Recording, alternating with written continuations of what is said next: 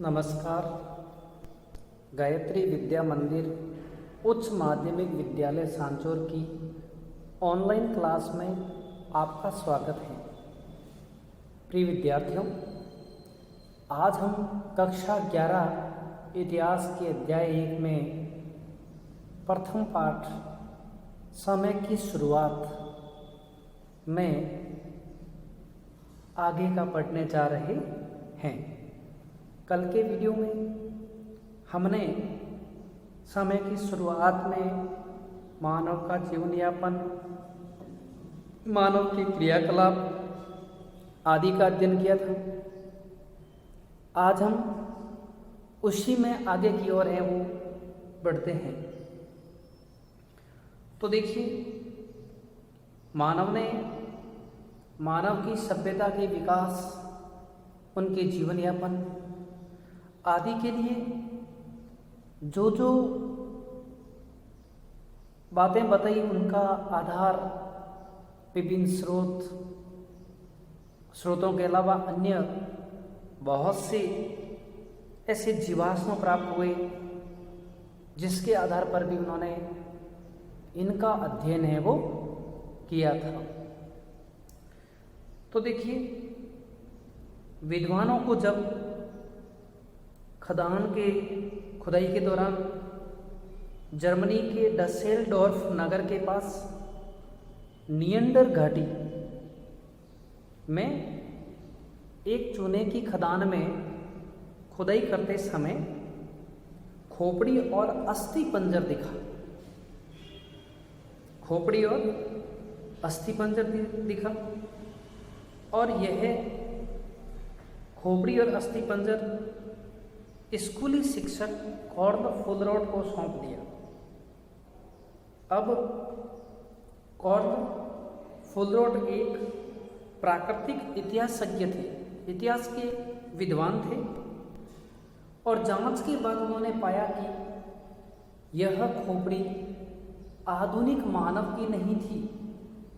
फिर उन्होंने प्लास्टर से उस खोपड़ी का ढांचा बनाया और उसे बोन विश्वविद्यालय के शरीर रचना वैज्ञानिक प्रोफेसर हरमन शॉफहौसेन के पास भेज दी और अगले वर्ष उन्होंने मिलकर एक शोध पत्र प्रकाशित किया जिसमें उन्होंने ये दावा किया था कि खोपड़ी एक ऐसे मानव रूप की है जो अब अस्तित्व में नहीं। अर्थात जो जर्मनी से जो खोपड़ी की आकृति व अस्थि पंजर प्राप्त हुए थे, उन्हें इतिहासविद कॉर्ल फुलरोड ने देखा और उसके बाद उन्होंने इस खोपड़ी का विशेष गहन अध्ययन करने के लिए शरीर शास्त्र के वैज्ञानिक प्रोफेसर हरमन शॉफहौसेन के पास है वो भेज दिया। शॉफहौसेन ने इस खोपड़ी के अवशेष को विशेष तौर से शोध अनुसंधान से खोजने में सफल हुए और उन्हें यह पता लगा कि यह खोपड़ी अभी जो मानव है उसकी नहीं है।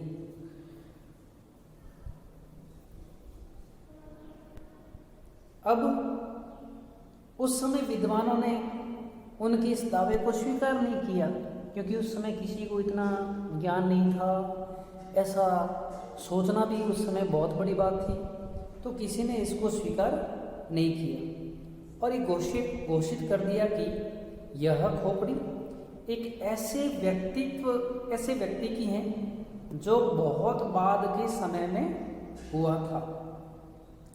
मनुष्य के क्रमिक विकास के अध्ययन में एक युगांतकारी घटना 24 नवंबर 1859 को तब घटी जब मनुष्य की उत्पत्ति के विषय में चार्ल्स डार्विन ने अपनी पुस्तक on the origin of species, Charles Darwin की पुस्तक को मैं वापस नाम बोलता हूँ, on the origin of species, इस पुस्तक में जब देखा गया, डार्विन ने इसके संस्करण की सभी 1250 प्रतियां प्रकाशित की और प्रकाशन के दिन ही हाथों हाथ ये बुक है वो बिक गई।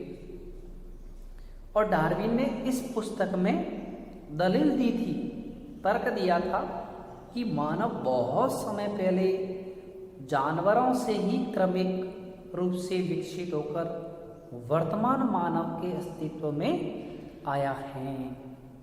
समझ गए? अर्थात जब शुरुआत में शरीर वैज्ञानिक शाफ हुसैन ने इस खोपड़ी को वर्तमान मानव की न होकर पूर्व मानव की बताया तो लोगों ने इस पर विश्वास नहीं किया।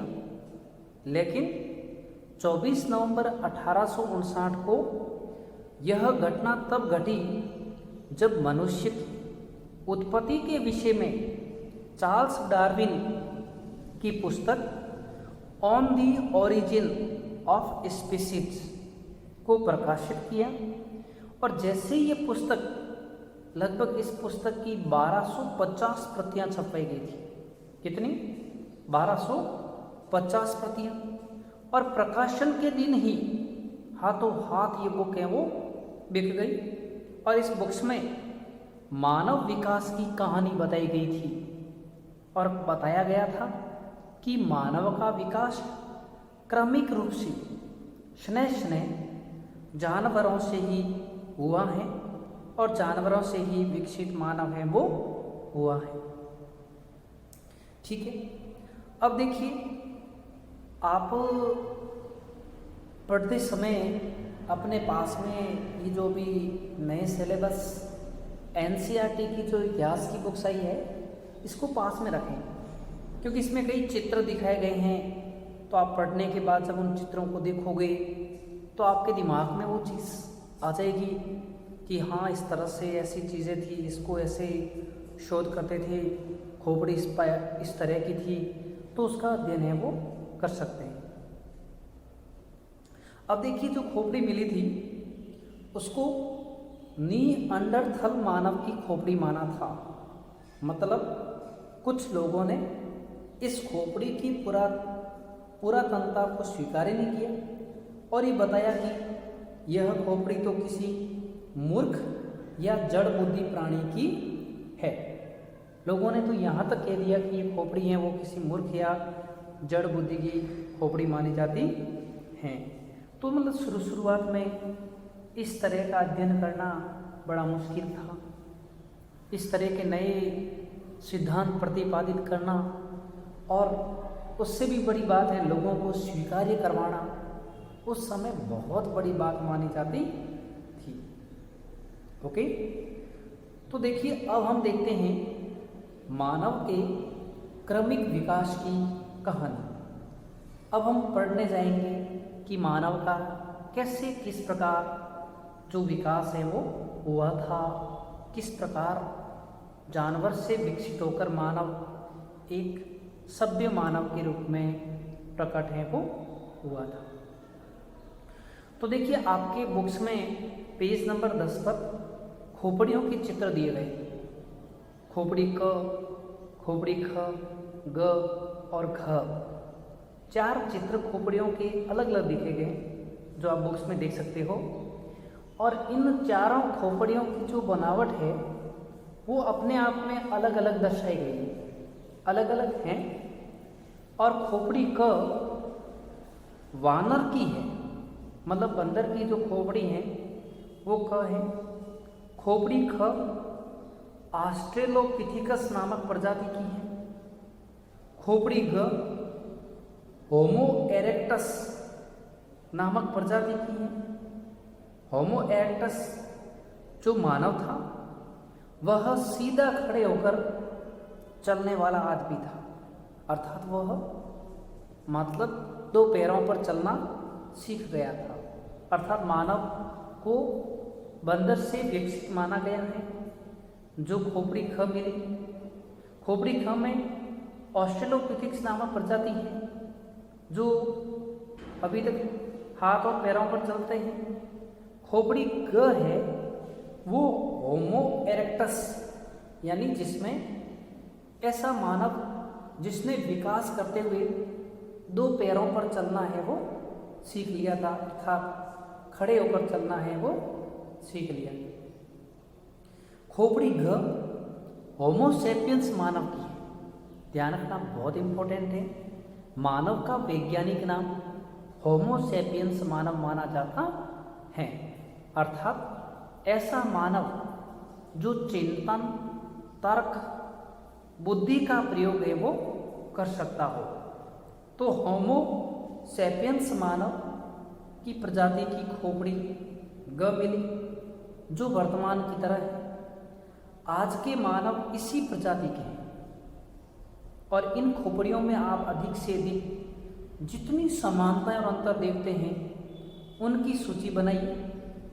और इसे तो आप सबसे पहले इन खोपड़ियों का जो मस्तिष्क हैं, जबड़े हैं, दांत हैं, उनको इस किताब में दिए गए चित्र के अनुसार देखें और यह समझने की कोशिश करें कि क, ख, ग, घ जो चित्र हैं इनमें किस प्रकार से हैं वो भिन्नता देखी जा सकती है।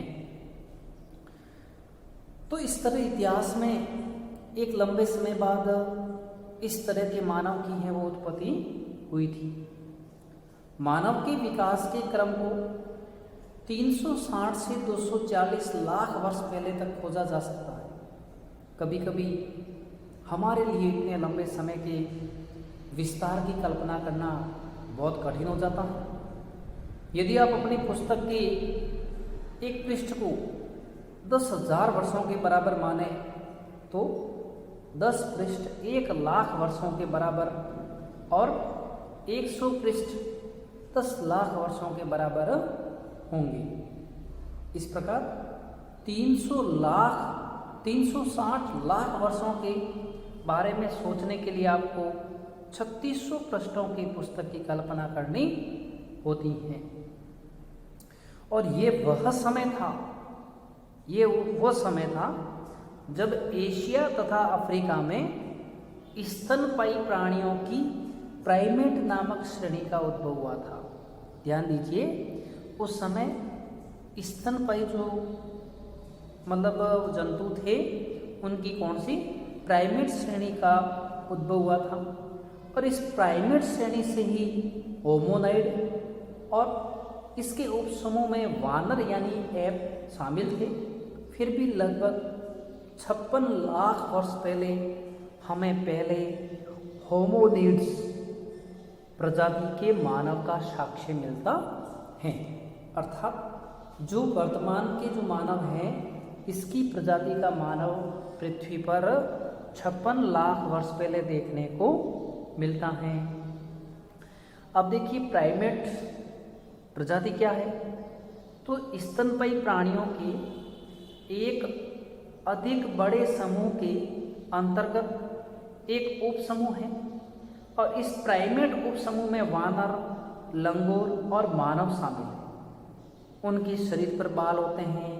प्राइमेट जो स्तनपायी होते हैं उनके शरीर पर क्या होते हैं, बाल होते हैं। बच्चा पैदा होने से पहले अपेक्षाकृत लंबे समय तक माता के गर्भ में पलता है। कौन से प्राणियों में, स्तनपायी प्राणियों में। माताओं में बच्चे को दूध पिलाने के लिए ग्रंथियां होती हैं। प्राइमेट प्राणियों के दांत भिन्न भिन्न किस्मों के हैं वो होते हैं। तो ये अपन ने देखा प्राइमेट प्रजाति व प्राइमेट प्राणी हैं उनकी क्या पहचान है वो होती है। अब देखिए होमोनिड वर्ग होमोनाइड उप समूह से विकसित हुए और उनमें अनेक समानताएं पाई जाती हैं, लेकिन कुछ बड़े अंतर भी हैं। होमिनाइडों का मस्तिष्क होमोनिडों की तुलना में छोटा होता था। वे चौपाए थे, यानी चारों पैरों पर हैं वो चलते थे। उस समय उनका जो चलना था वो इंसान की तरह है वो नहीं था, लेकिन धीरे धीरे वे खड़े होकर चलने लगे, जो होमोनिड की श्रेणी में आने लगे। इस तरह मानव के विकास का क्रम है वो चलता रहा था। धन्यवाद।